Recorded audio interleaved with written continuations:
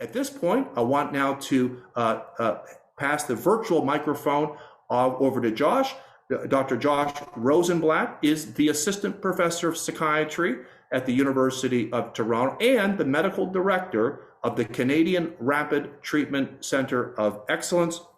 Josh has been extraordinarily active in all things mood disorders and has recently obtained the first ever large CIHR grant to study repeat dose IV ketamine in adults with bipolar depression.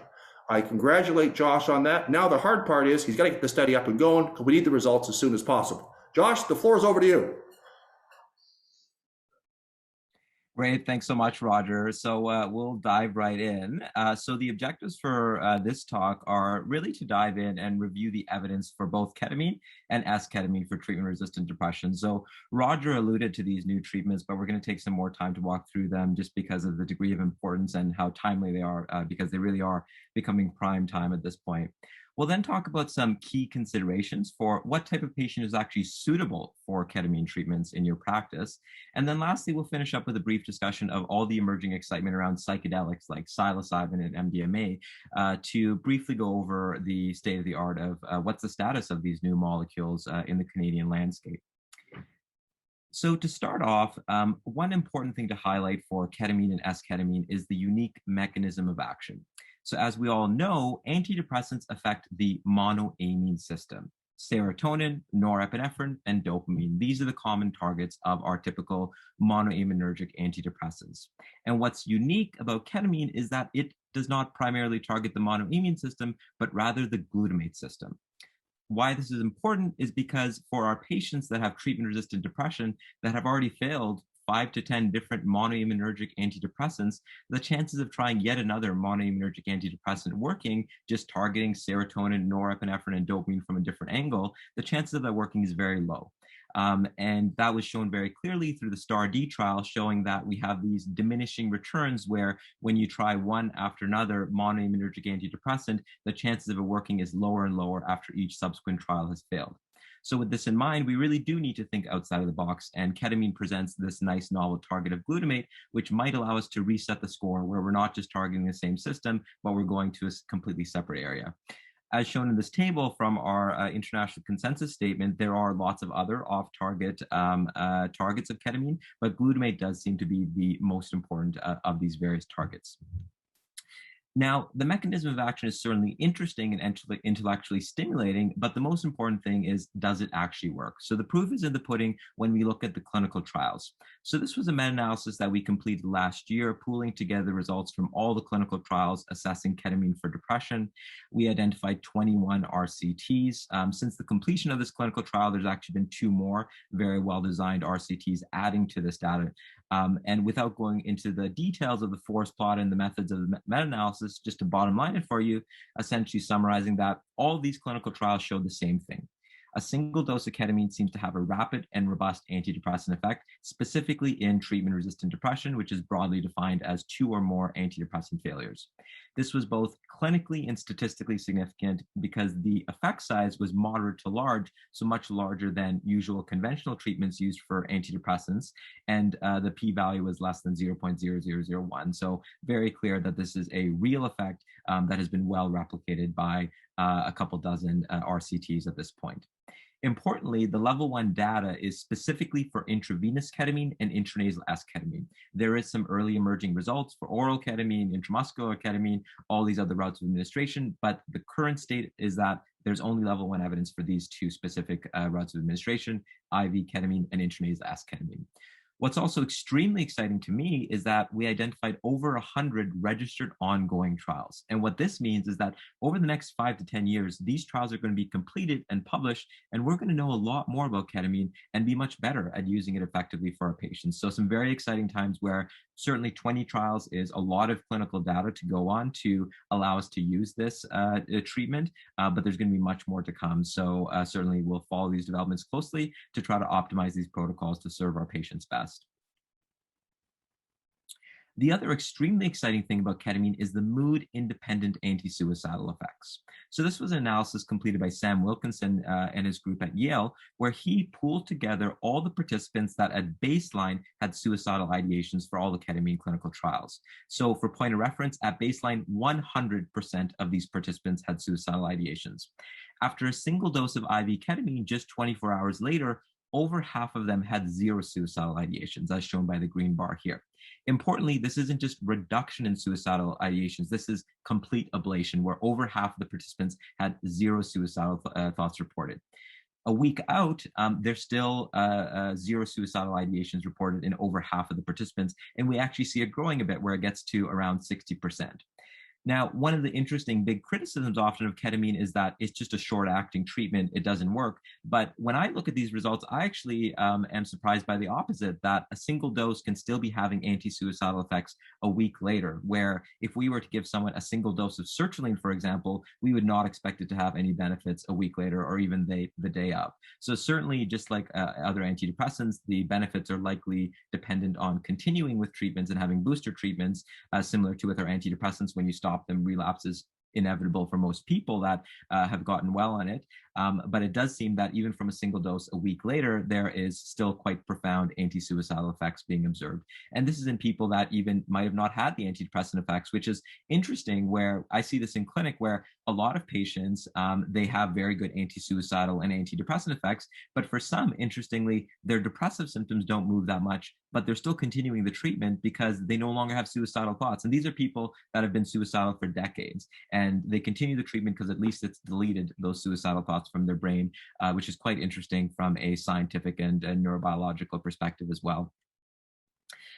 We completed these international guidelines last year with dozens of authors and experts from around the world, published in the American Journal. I'd be happy to share e-proofs of these for e-reprints for anyone that's interested. But essentially, we identified this level 1 data. We go over the side effects, such as dissociative side effects, as well as the physical side effects of increased blood pressure for about 30 minutes and nausea and sometimes even vomiting in more rare circumstances.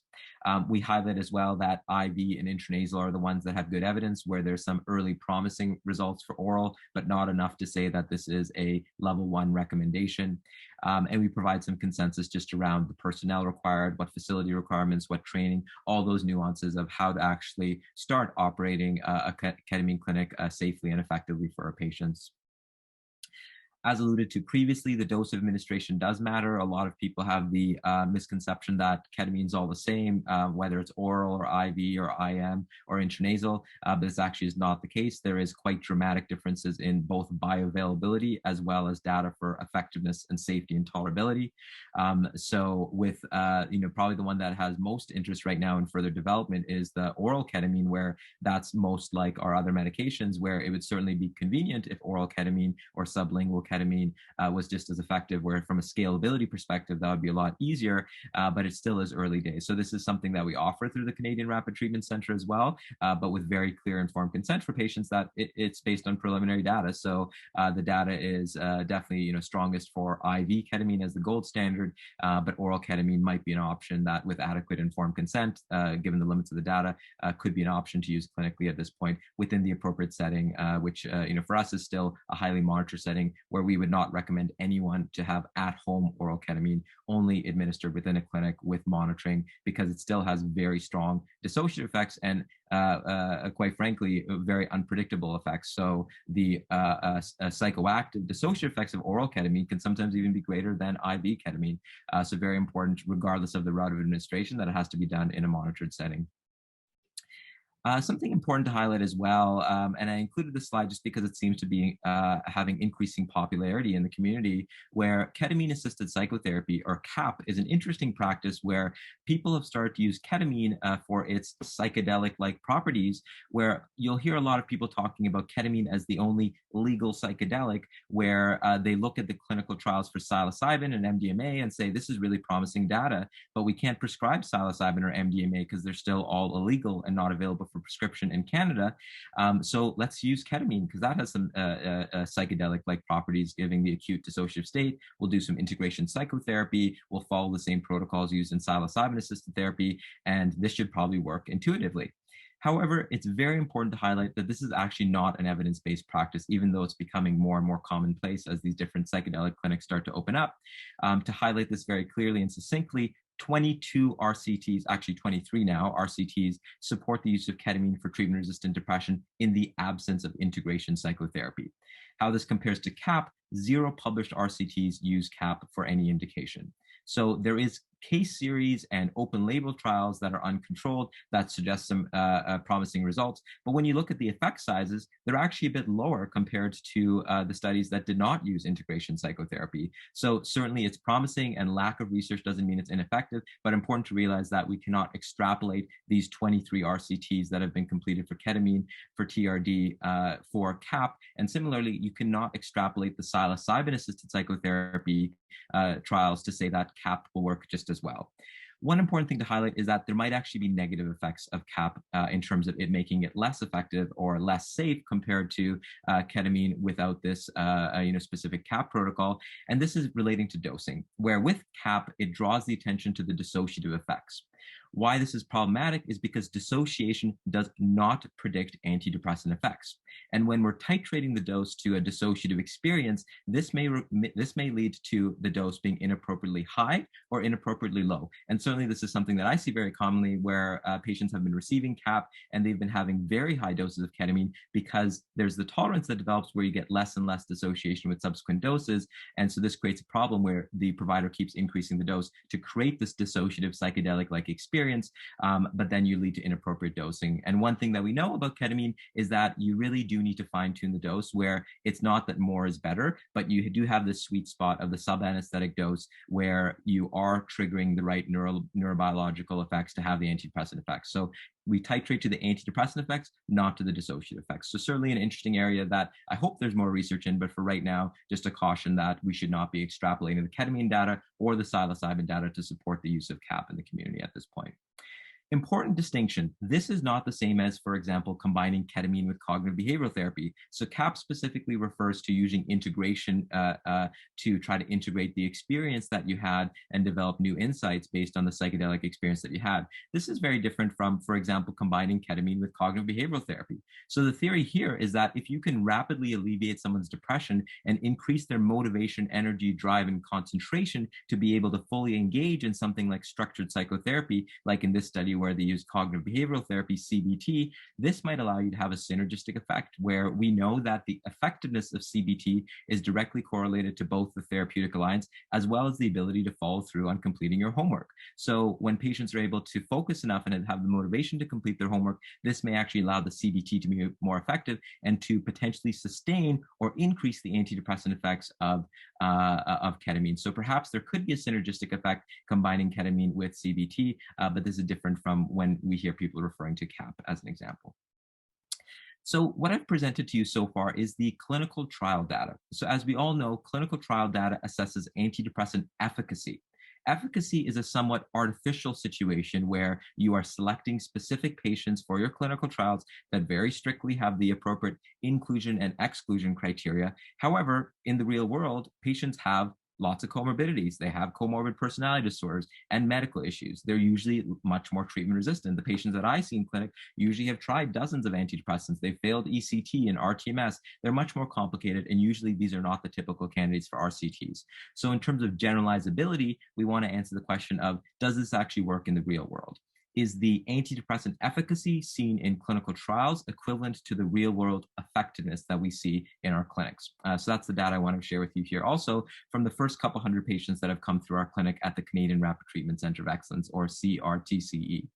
So we use a protocol for 4 infusions over the course of 2 weeks. So twice weekly for 2 weeks at sub-anesthetic doses.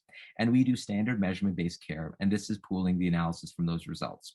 So thankfully, it appears that based on our analysis, the antidepressant effectiveness in the real world is very similar to the antidepressant efficacy seen in the randomized clinical trials.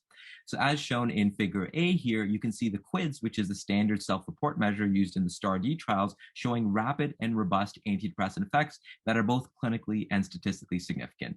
An important thing to highlight here also is that there is compounded effects with repeated doses. So There used to be this notion that you get the most bang for your buck after the first infusion and it works best then, and there's diminishing returns. But actually, the opposite is true, that with a series of infusions, you get increased antidepressant effects. And certainly in the real world, most of our patients that are ultra-resistant, I find that they don't respond until the second week, where the first and second dose, often they're just starting to have some slight movements in the antidepressant, but it's more so in that second week after the third or the fourth infusion where they're having more dramatic improvements in their mood and sometime achieving full remission.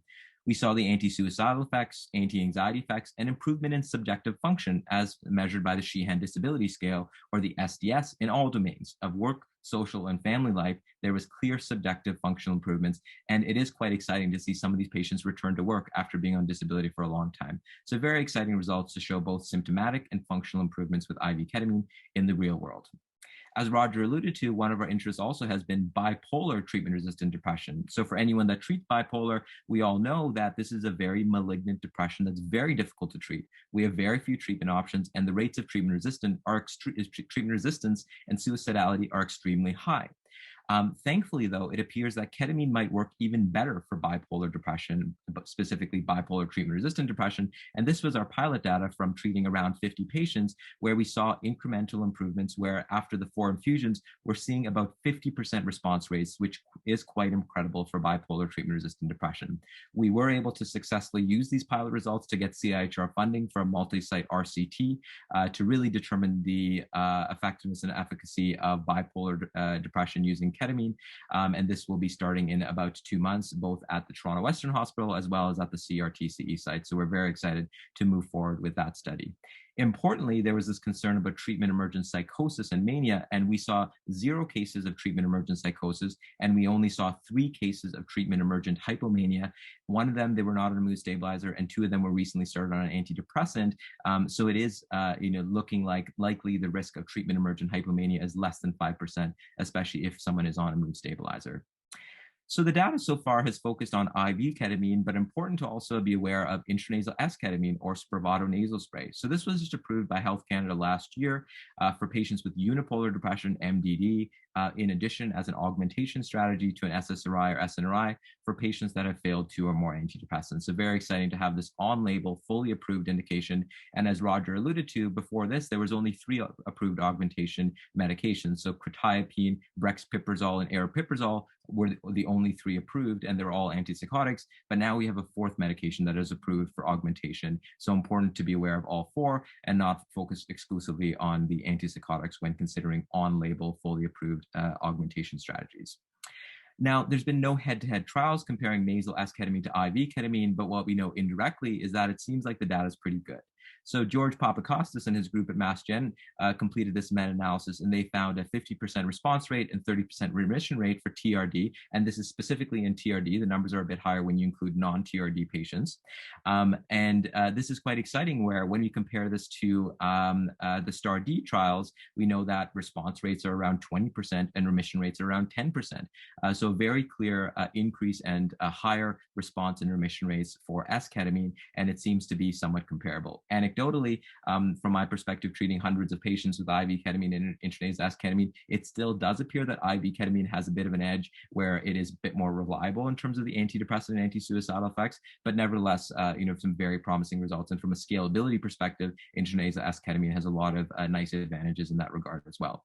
Importantly, it's also FDA approved for depression with suicidality. This hasn't come to Health Canada yet, but this just highlights that specifically for suicidality, ketamine and S-ketamine seems to have some very nice results.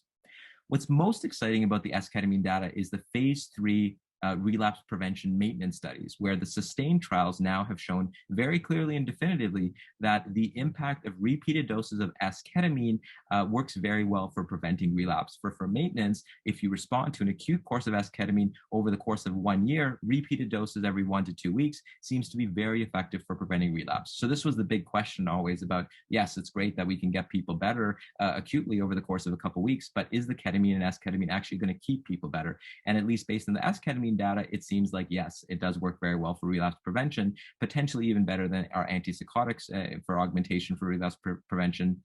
The data is still limited for IV ketamine, but if we extrapolate the S-ketamine results, it seems like for both IV ketamine and intranasal S-ketamine, they work very well for relapse prevention, and they're also safe in the long term, with the safety and tolerability profile just improving with repeated doses, where each dose gets easier and easier as you go on.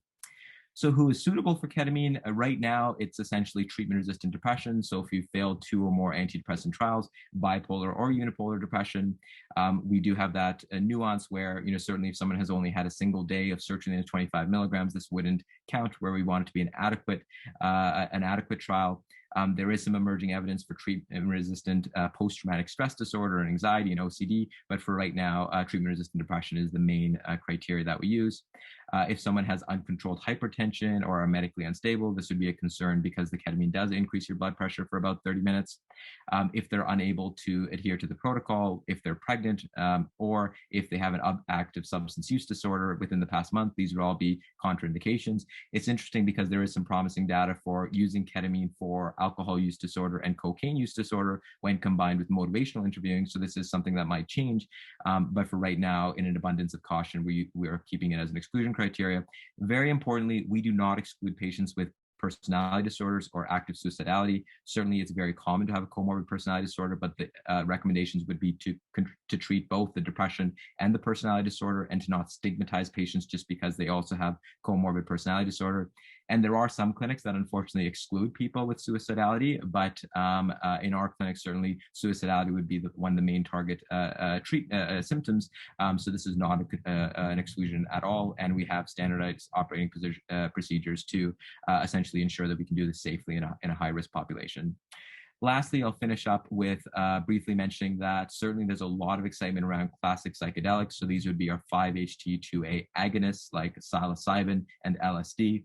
MDMA is not a classic psychedelic, but is also something that is considered an empathogen and a psychedelic-like experience. So lots of excitement, where MDMA is being studied more so for PTSD, but psilocybin is really the leading psychedelic agent for treatment-resistant depression as the next big breakthrough. But very important to know that it is not approved and cannot be legally prescribed. It's somewhat surprising that I still get this question all the time from both patients and providers, thinking that, oh, I heard about these psychedelic clinics. It sounds like you can prescribe psilocybin. Can you prescribe psilocybin for my patient? Or can we start microdosing? These types of things. But very important to realize that this is actually not the case. This is not available legally. And the only way you can access it is essentially through clinical trials, or for people with less than a month to live in a terminal cancer situation. There is rarely exemptions granted, but for the most part, it's only accessible through clinical trials. So as I mentioned, psilocybin-assisted psychotherapy seems to be the one that is likely most promising for treatment-resistant depression. Very important to combine it with assisted therapy is the thought right now, where the evidence for microdosing or using psychedelics on their own without the therapy is lacking, where that integration psychotherapy seems to be imperative for the antidepressant effects. Important, I want to highlight as well that we're very excited to be starting our own psilocybin-assisted therapy trial for treatment-resistant depression, where we will have no upper limit on the degree of treatment resistance, where a lot of the previous trials, they would say if you failed 2 to 4 antidepressants, then you would qualify. But we know that most of our patients that we're thinking about psilocybin for are the patients that have failed 20+ trials, have failed ketamine, have failed ECT. So in our trial, we're going to be including those ultra-refractory patients as well. If you'd like to get involved, we actually are having an open call for requests for applications. If you would like to become a psilocybin-assisted therapy provider, please do go on the website and fill in an application. We're hoping to really build this program where we realize that one of the rate limiting steps in scalability is going to be having enough therapists actually on hand to provide this therapy. So the deadline for that is July 11th, and the training will be in person and will include hands-on training within the clinical trial, where you will actually be providing psilocybin-assisted psychotherapy to study participants. So a very exciting opportunity, the only opportunity of its kind right now in Canada. So I would encourage you to consider applying if this is an area of interest. So I'll leave it there, and here are just a couple good reviews. Here are our international guidelines as well as the CanMet guidelines on ketamine, and please do feel free to reach out if you have any questions about any of this, and happy to answer the questions at the end as well.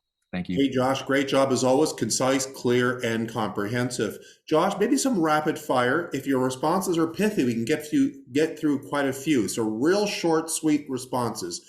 and to these questions. First question, Josh, is from Sue. Do you recommend pharmacogenetic testing in treatment-resistant depression?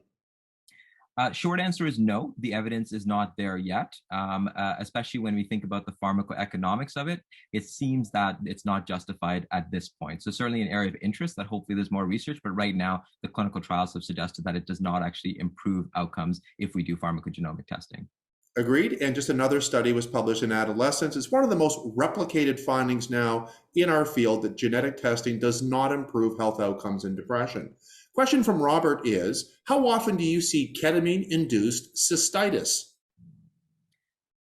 Essentially, never in our clinic where we're using the controlled protocol. We see that more so when you're using high doses regularly. So for example, in people that are misusing it, or for patients that have sometimes been prescribed oral ketamine, sometimes multiple times per week, that's where you see it. But our maintenance protocol is about once a month, and we don't see it. There's been one case out of the 350 patients that we've treated where the patient developed some symptoms of cystitis, but they were investigated and there was no actual evidence of cystitis. So it likely was unrelated. So likely less than 1 in 350 in terms of the prevalence of that. Very uncommon. Indeed. And we just, as you know, Josh, recently reviewed that literature. And Robert, there's no evidence in the published literature on depression using subanesthetic doses of ketamine or esketamine that there are genitourinary toxicity, but your question's well taken. We have to be vigilant for all of these types of concerns. Another question from Robert is, from a family physician's perspective, how can we access ketamine for treatment-resistant depression? Great question. So I would recommend you referring to the Canadian Rapid Treatment Center of Excellence, CRTCE.com is our clinic. Very important to know that it requires a team to administer this, where, for example, with our IV ketamine, you need 2 nurses, an anesthesiologist, and a psychiatrist on site to administer it. So it's not something that you would be able to administer just on your own. So I would recommend that you refer to our center, and we do have locations across Ontario and Quebec. So we're trying to make it fairly accessible. One last question for this round. We'll come back towards the end, pick up some other questions, Josh. Real quick response. For patients who have treatment-resistant bipolar depression, taking lamotrigine and or clonazepam, is that contraindicated with ketamine? No, so you would hold the lamotrigine and the clonazepam on the ketamine infusion day, because both lamotrigine and clonazepam have been shown to reduce the antidepressant efficacy. So it's not actually a safety concern, it's an antidepressant efficacy perspective. So we have lots of patients that are on benzos and lamotrigine, and we just have a protocol where they hold it on the dosing day, and that seems to work very well. And I have not seen really reduced effectiveness when we use that protocol. Thanks, Kathy, for your question. Josh, for your helpful response. Kathy, we'll come back to your oral question shortly. Anne has a question about attenuated responses to vaccines and depression, something I mentioned in passing. Evidence shows that in adults with mood disorders receiving either varicella-zoster, hepatitis C, the flu, or the measles vaccine, there is an attenuated cell-mediated and humoral response if they are not treated. If they are treated, there seems to be recovery of both the cell-mediated and the humoral response. All the reason more why we have to get our patients adequately treated during COVID-19. Thanks for everyone's questions.